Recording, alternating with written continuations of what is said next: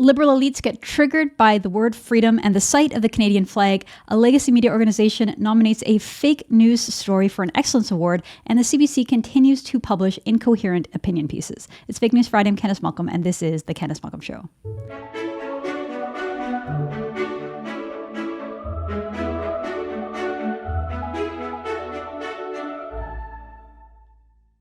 Everyone, thank you so much for tuning in. Welcome to Fake News Friday, our favorite show on the Candice Malcolm Show. We do it every Friday. We do a analysis and we go through the fake news stories in the legacy media, point out all of the various flaws and the ways that they do not uphold their own journalistic ethics. To join me, as usual, we have Harrison Faulkner, who is a producer and journalist here at True North, and someone who actually went to journalism school. You went to Ryerson, or I think you continue to go there, Harrison. But you can you can tell us whether or not these journalists are following the guidelines that you are taught in journalism school, and whether they actually practice what they preach here. So thanks for joining us. Always happy to be here, Candice.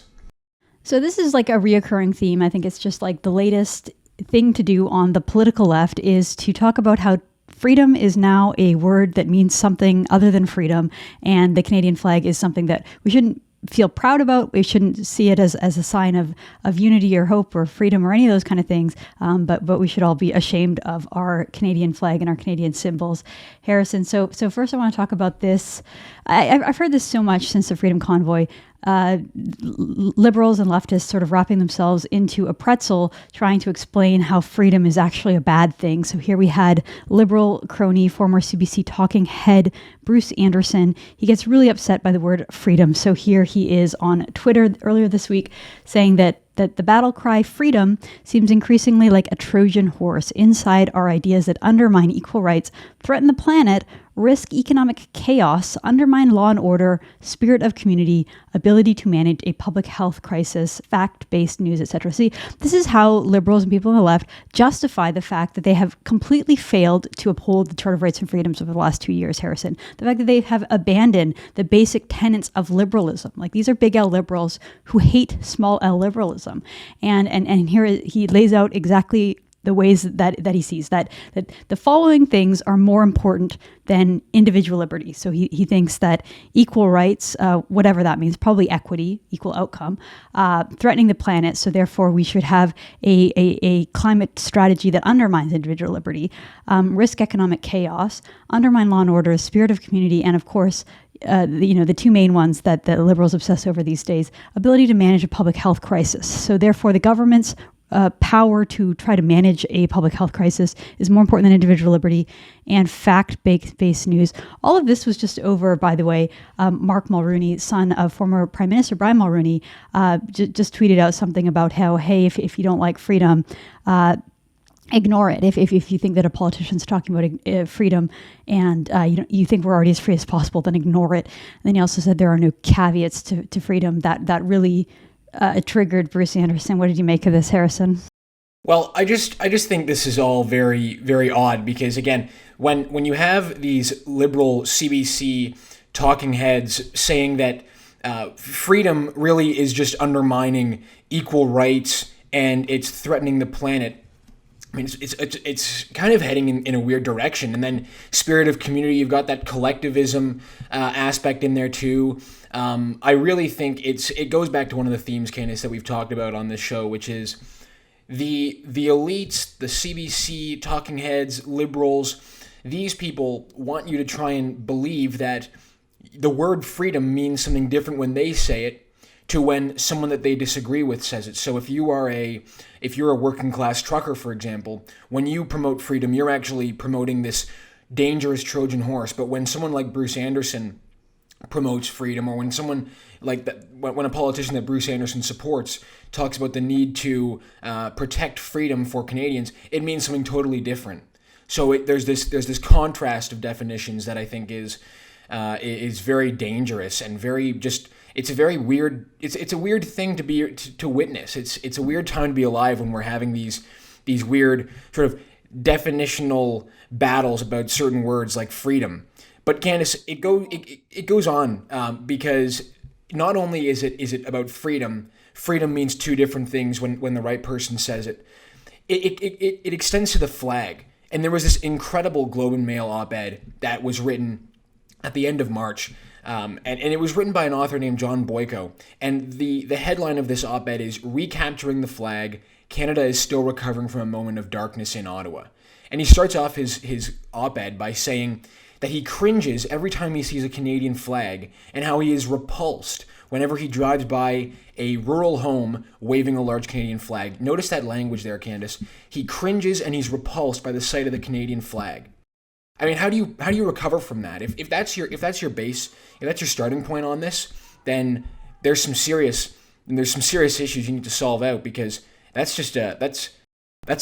starting at that point, that's crazy. And then he goes on to say that he believes that our flag has been captured by those who support the convoy and the negative anti-government, anti-science, anti-democracy population. And, I made this point very clear. Sometimes the Laurentian elite will make it very clear to you. They'll spell it out exactly how they want you to read something. And you can't wave the Canadian flag unless you hold the correct political opinions. You're anti-government, anti-science, and anti-democracy if you support the trucker convoy. And lastly, there are limits on your freedom that you have to accept. That's exactly what they want you to know. And like I said, sometimes they just make it easy for you. Well, they're kind of saying the quiet part out loud, right? Like, here's the idea that Canada was always based on this notion of individual freedom. That was the founding principle of our country. We have, Wilfrid Laurier famously said that Canada is free and freedom is our nationality. We're not a country that is based upon one ethnic group. We're not a country that's ever been homogenous in terms of our ethnicity, but we are a country that has always rallied around this concept of freedom. Well, interestingly, Harrison, over the last couple of years, the Liberals have sort of abandoned these uniting principles and united symbols that we've had that they used to take claim over, right? They used, like the Canadian flag, this concept of the Charter of Rights and Freedoms, small L liberalism, those used to be the brand of the Liberal Party. And as the left is becoming more and more illiberal, as Liberals start to feel ashamed and embarrassed of Canada's history, and they want to get away from that, they're embarrassed about it, they want to fight against it. We had Carolyn Bennett talking about how Canada needs to decolonize, whatever that means, right? They're deeply ashamed of Canada, and you see it coming out that you can no longer celebrate freedom. That's bad. Having individual rights and freedoms, that's not what we want. We have higher priorities now, like climate change and COVID, and then the Canadian flag. Again, it was Liberals that created the Canadian flag. We used to have the red ensign. We used to have a British flag, and they put together this new flag that represented New Canada in the 60s. And now, as soon as conservatives rally around it and use it as a rallying point for freedom, they no longer want anything to do with it. So you're right. Just one more tweet here from Bruce Anderson. He replied to Mark Mulroney saying that knowing that conservatives don't want attention drawn to the subtext of the freedom mantra is more reason for people to scrutinize it. Freedom to ignore climate change, to marginalize people of sexual orientation or faith, to avoid paying taxes by hiding money. So again, for all the issues and all the problems that we have in our country, Harrison, this is what the Liberals are focused on. They think that the biggest issues in our country right now are climate change, sexual orientation, and like money laundering or hiding money, people hiding money from taxes. Like these people are so incredibly out of touch. And again, they're saying that there are values that are higher than freedom, which undermines the entire Canadian experiment and also undermines national unity, because the good thing about freedom is that you can put your own image of what freedom means.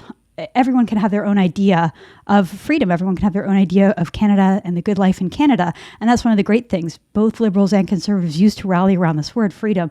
And now you see the Liberals moving away from it. It's really dangerous territory that they're bringing us into. And I think that again, when you have one side of the political aisle saying we don't care about freedom anymore, we don't care about the flag, not good news for Canada. This reminds me of this other piece I want to talk about, Harrison. There's an opinion piece in the CBC. Everyone knows my thoughts and my feelings about how CBC now runs these opinion pieces where rather than just being subsidized to deliver the news, they also get subsidized to deliver certain opinions, which are always the most extreme far-left opinions that you can find. But here's one. They found this individual who has become a Canadian, so a new Canadian, writing about his experience of going through the citizenship ceremony and becoming a Canadian, usually a very happy, celebrated day in a person's life. Usually they've escaped some kind of a tyrannical hellhole that they don't want to be in anymore. They're so grateful and so happy to be living in a free and prosperous country like Canada. Well, not this individual. This guy says, Canada's citizenship process is a problematic piece of political theater. Here's why I did it anyway. Then he writes, in the end, I did the Canadian thing. I used my privilege to benefit and protect myself. Now, some viewers know I have a background working in immigration. I used to work in the immigration department, so I'm pretty familiar with the process of citizenship, immigration, the various categories and ways that you can become a Canadian. And so basically we have this guy, he's Australian. He is a writer and author, born in Australia, decided to come to Canada, and basically what he's talking about, he has a couple of problems with Canada. His main thing, he was troubled by just how easy it is for him as a middle-class white Australian compared to those from other countries, particularly agriculture workers. So he assumes, Harrison, that part of the reason why he was able to come to Canada and immigrate so easily is because of his skin color, even though that has absolutely nothing to do with how our point systems work. The fact that he is an English-speaking person who has work experience in Canada means a lot more. We are a country, we use a point system. Therefore, if you're young, if you speak English, and if you have experience working in Canada, those are all things that help you to meet the qualifications to come to Canada. It has nothing to do with skin color. And when he compares himself to agriculture workers, which he does throughout this piece, he fundamentally misunderstands something, which is that agriculture workers are temporary workers. They come to Canada on a temporary basis. He didn't do any journalism for this piece. This is just solely opinion. He didn't bother talking to the people who he is claiming to speak for, because he's sort of juxtaposing himself to people who work in the seasonal agriculture worker program or the temporary foreign worker program. The people who work in those programs, Harrison, opt to come to Canada on a temporary basis. They don't apply through the same stream that he did. They didn't try to become permanent residents. They want to become seasonal agriculture workers. I've spoken to many people who come through the seasonal agriculture program and the temporary foreign worker program.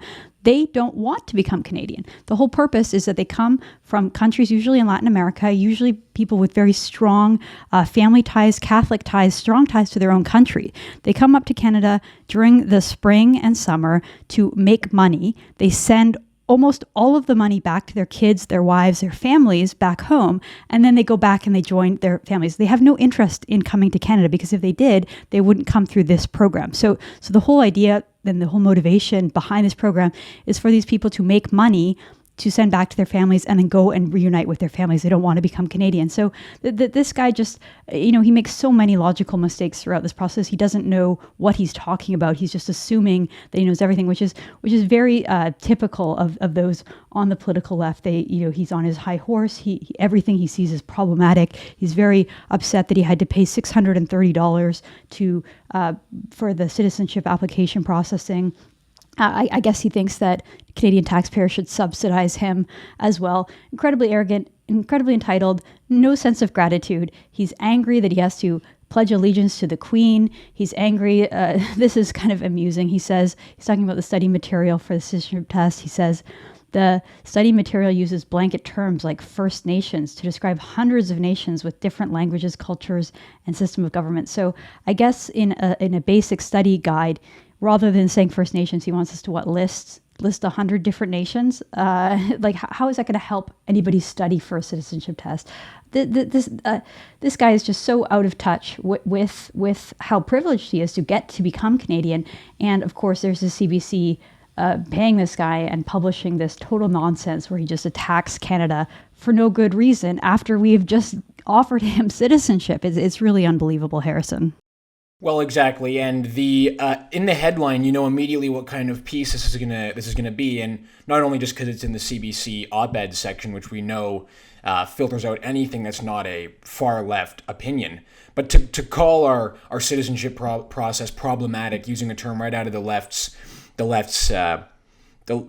vocabulary, you knew exactly what you were going to get. But it's always important to remember. It's easy to forget because we see it so often, these insane CBC stories. But you pay for these stories to be published. All of this is coming from Canadian taxpayers. And as you said, Candice, This Callum character, he takes issue with swearing allegiance to the Queen.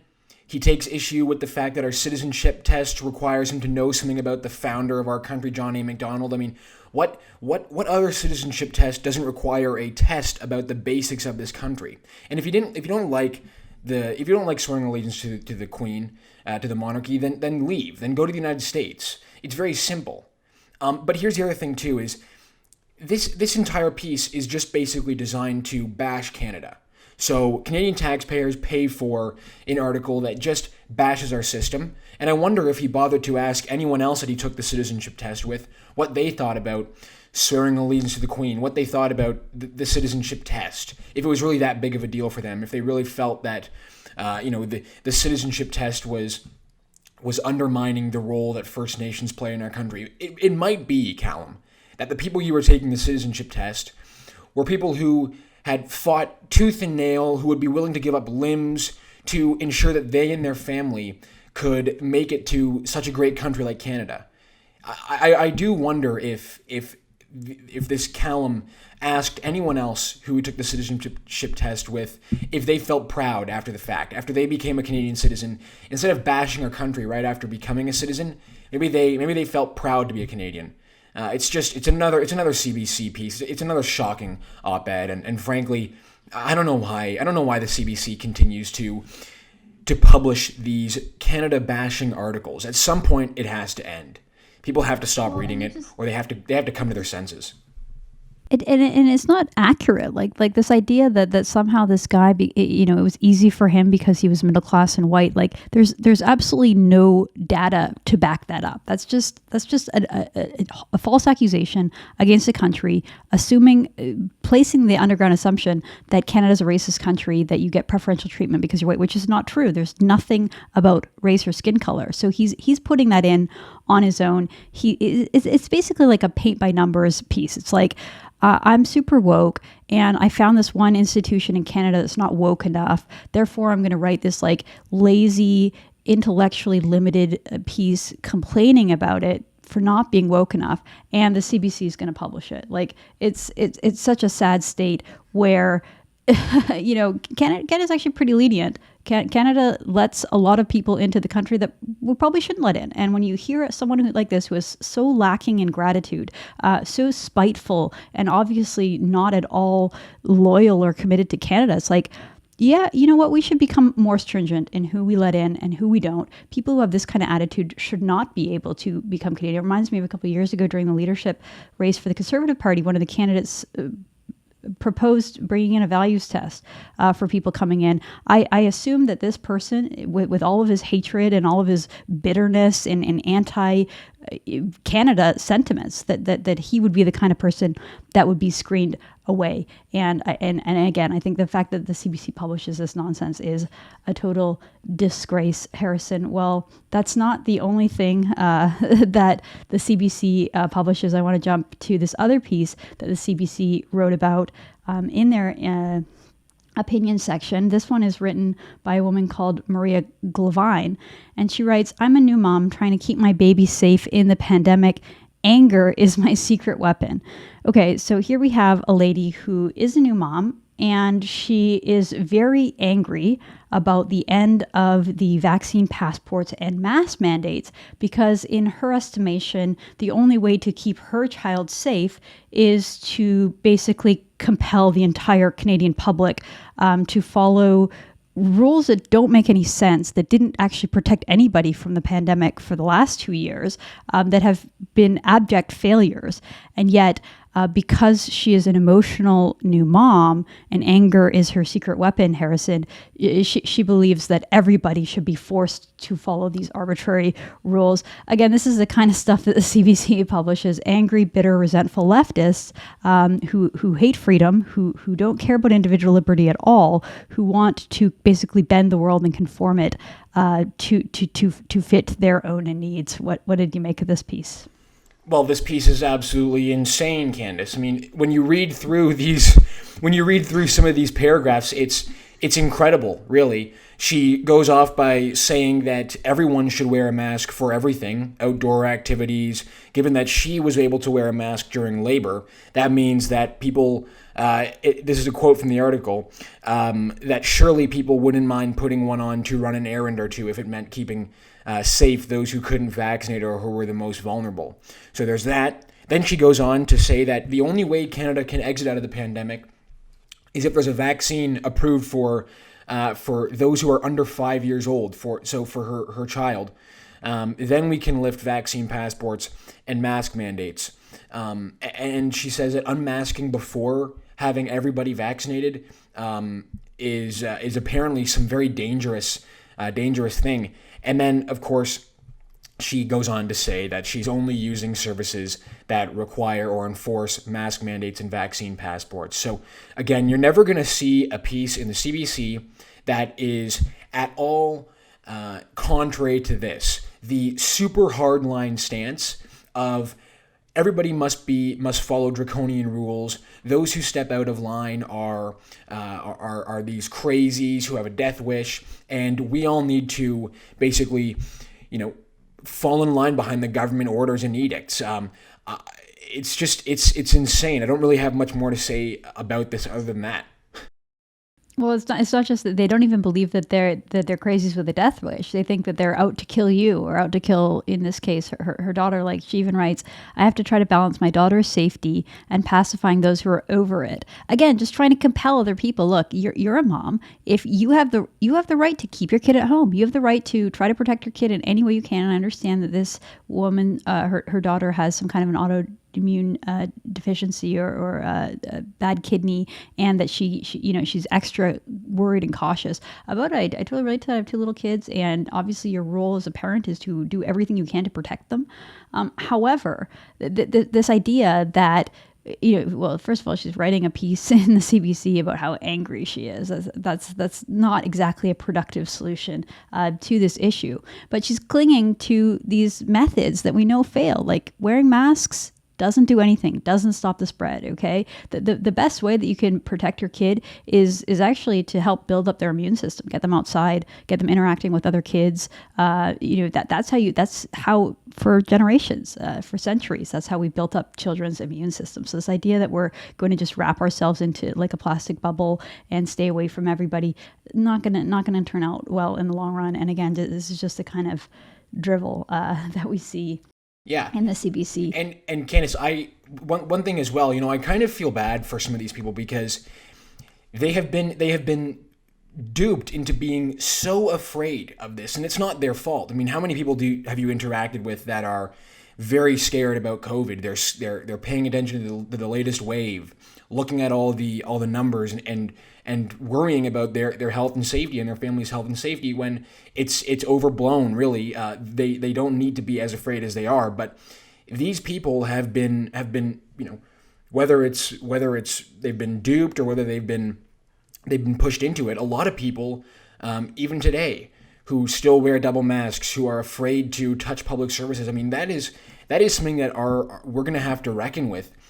Going into the future, years past this, are we to believe that all these people who are so afraid of this virus that in several years from now they're not going to have some of that same concern, some of that same fear? I think we have to really come to terms with the fact that the mental health that has been damaged across the board, it's taken a toll. On both sides. People don't want to be stuck in lockdown, but other people have been conditioned to be so afraid of this virus that I think we're gonna have to deal with this in the future, and it's going to become a part of how we end up dealing with things like regular flus and different illnesses. I think it's kind of sad in a way too.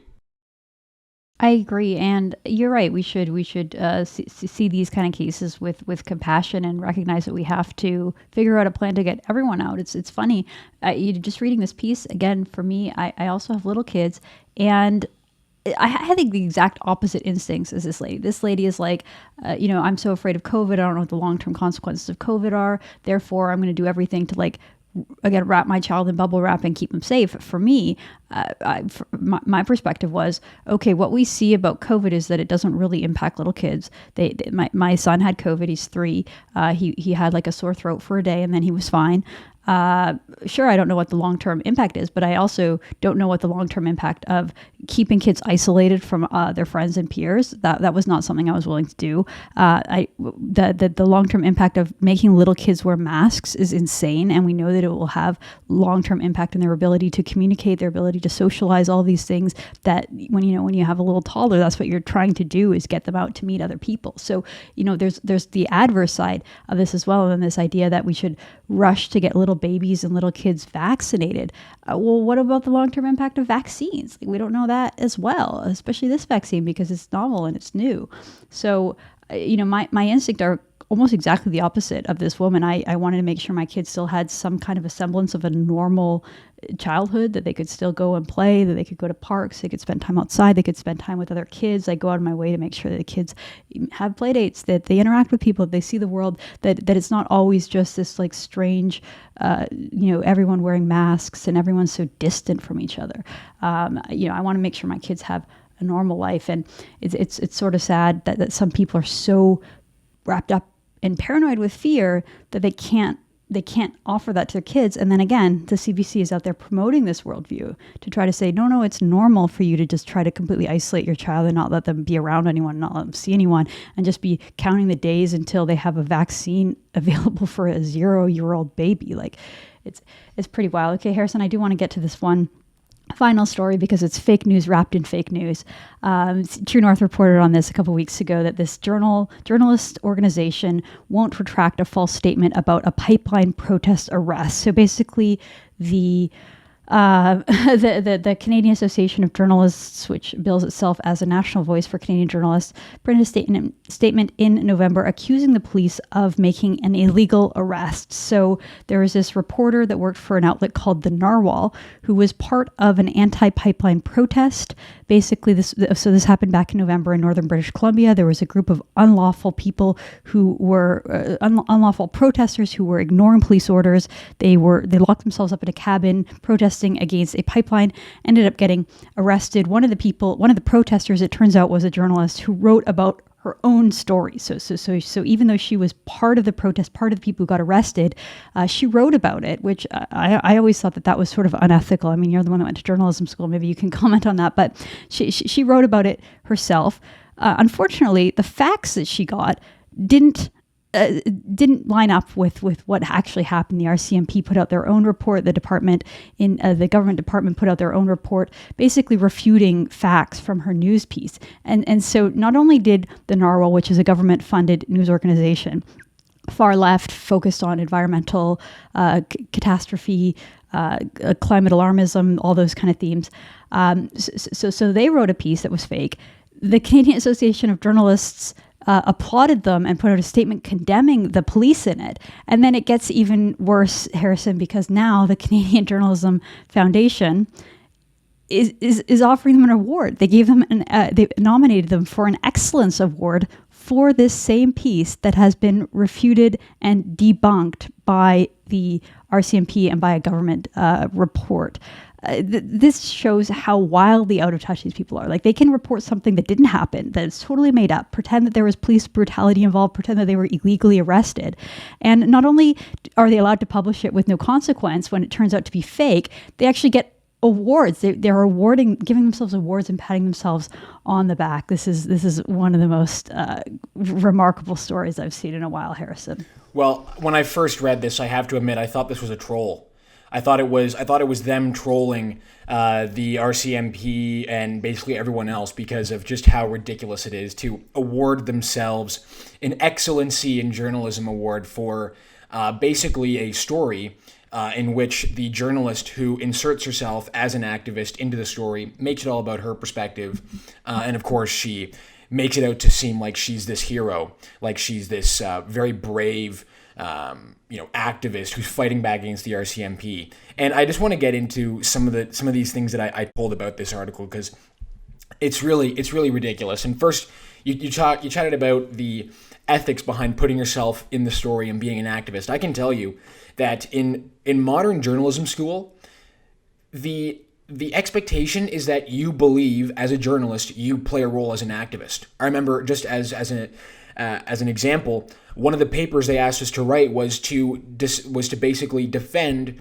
journalists being activists. Can a journalist be an activist was the prompt of the essay they had us write. But just so we're clear on this, the Canadian Association of Journalists, which were the original organization to defend this journalist after being caught lying essentially in her piece, their code of ethics states very clearly that they do not allow their own biases to impede fair and accurate reporting. Accuracy is the moral imperative of journalists.